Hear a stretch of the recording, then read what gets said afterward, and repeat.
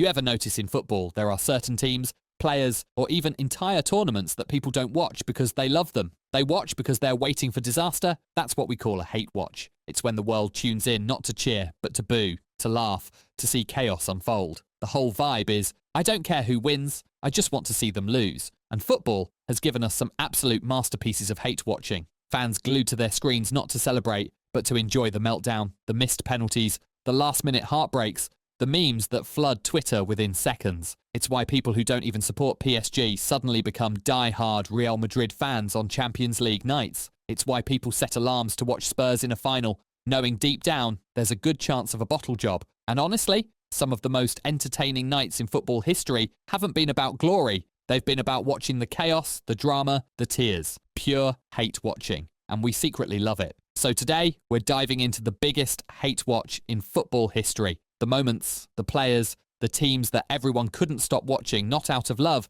but out of pure, unfiltered spite. Let's start with one name that's basically the face of hate watching, José Mourinho. At his peak, Mourinho wasn't just a manager, he was football's greatest villain. He didn't care if you hated him. In fact, he thrived on it. From sprinting down the touchline at Old Trafford with Porto, to poking Tito Villanova in the eye during his Real Madrid days, to his press conferences where he declared himself the special one, Mourinho was box office chaos. Fans of his teams loved him, but everyone else, they tuned in just to watch him implode. When he parked the bus, people watched hoping it would finally get smashed. When he picked fights with his own players, people watched waiting for the dressing room mutiny. And when he went to war with referees, journalists, or literally anyone who crossed him, you just knew fireworks were coming. The man could turn a dull 0-0 into primetime reality TV, with sideline stares, sarcastic claps, and press conference meltdowns that lived rent-free in fans' heads. Mourinho was the ultimate hate watch because win or lose, you knew there would be drama,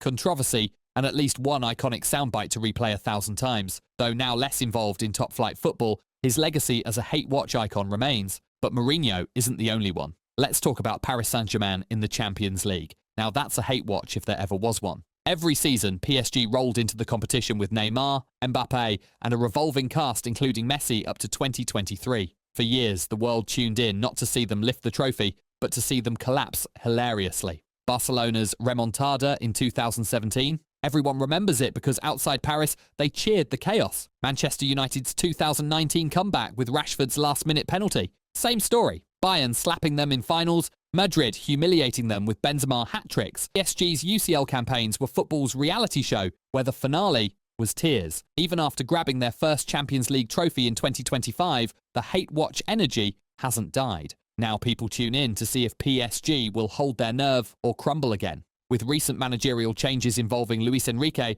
and continued rumours of dressing room unrest, PSG's drama is still very much alive. Speaking of hate watches, we can't overlook the England national team. For decades, England has been international football's ultimate hate watch. Every tournament, the hype builds. This is our year. Football's coming home. And in almost every tournament, heartbreak followed Beckham's 1998 red card, Rooney's infamous 2006 stamp, Lampard's ghost goal that wasn't counted in 2010, and the shock Iceland loss in 2016 like clockwork. Non-English fans weren't just indifferent. They actively rooted for England's meltdowns as much as their own teams. England's matches became national therapy sessions, drama-filled, must-watch events. Even with Gareth Southgate's steady leadership building a more competitive and serious squad, the hate watch aura lingers. Their heartbreaking Euro 2024 final defeat to Spain proved that disaster seems never far away. For global fans, England remains must-watch TV because every game could tip from hopeful triumph to dramatic collapse, keeping the drama alive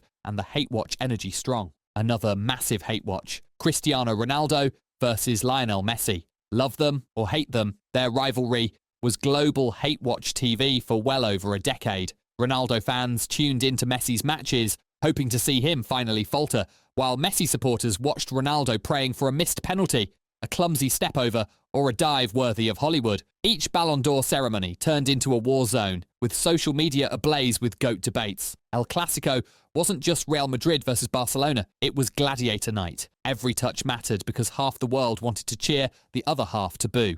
Messi's iconic shirt celebration at the Bernabeu in 2017 and Ronaldo's legendary Calma Calma gesture at Camp Nou were not just moments but global mic drops that fueled hate watch mania. Millions were glued to their screens witnessing football history. Off the pitch, Messi and Ronaldo rarely interacted personally, but publicly expressed mutual respect, reflecting a rivalry rooted in competition and excellence. Even now, in 2025, with Messi shining at Inter Miami and Ronaldo lighting up Al Nassr and Portugal, the world watches whenever they play, still captivated by one of sport's greatest rivalries. Back to club drama, nothing screams hate watch more than Manchester United post-Sir Alex Ferguson. It's been a soap opera.